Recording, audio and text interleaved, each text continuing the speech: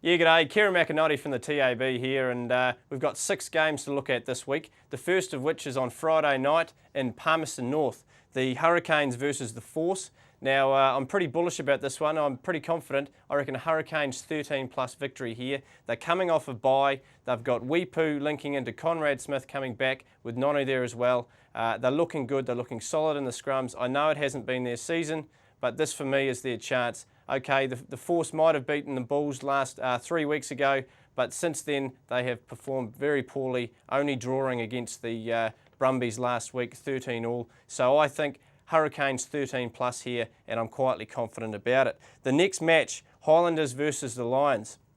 Everyone's been talking about 2011 being the Highlanders' year, and it has been to some extent. They've pulled off some pretty good victories, the last of which was against the Hurricanes.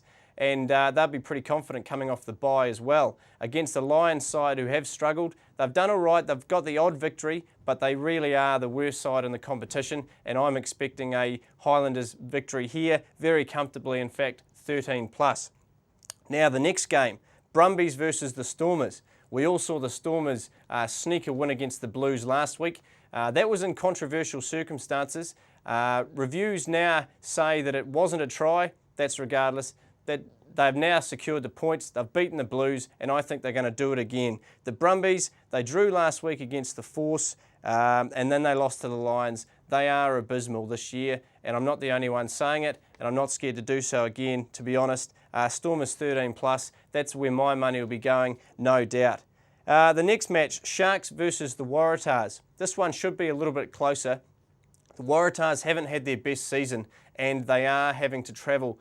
The Sharks, okay, last week they were beaten by the Bulls, who haven't done that well this year, but they are on the way up, the Bulls. They were paying $30 to win the competition last week, and now they're down to 12. They really were back to the side of old last week, so you can't really look past the Sharks, in my opinion, to beat the Waratahs. I've gone 12 and under. I don't think it's going to be a runaway victory for the home side, but I do think they will win comfortably. The Bulls, we've talked about them. They really did come back last week. They've got a tougher opposition this week with the Cheetahs. They really have done well so far. The Cheetahs beating the Crusaders a couple of weeks ago, so they'll be confident. But I have to say, I'm quietly pleased that the Cheetahs are coming up against the Bulls, because I think the Bulls are going to get a victory. Steph disagrees with me. He likes the Cheetahs, and he's been milking his prediction for the Cheetahs to beat the Crusaders for all it's worth. So I'll be very pleased to see him go quiet with a very close victory by the Bulls, but I think it's a victory nonetheless. 12 and under for me. The last match. Now, this match has been very controversial here at the Sports Desk. We've got Simon Thomas and Mark Stafford saying one thing, Grant Nisbet saying another. I'm in the middle waving my hand and no one's listening. The Reds versus the Crusaders. It's going to be very close, almost too hard to pick. The odds haven't been set at this stage, but I guarantee they're going to be close. Could even be $1.87 each. But for mine, the Crusaders should do it.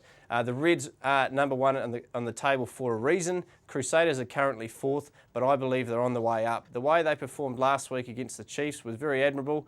When Carter got into gear, when Brad Thorne came back and solidified that scrum, they really were a team that looked to the future, and I like them. So I've gone Crusaders by 12 and under. Now, if you chuck a $5 multi on that and they all come off, you should be in the money. Last week, if you took all the results, if you take away the draw, you would have got about $400. If you had the draw, you would have been in the thousands. So I wish you luck.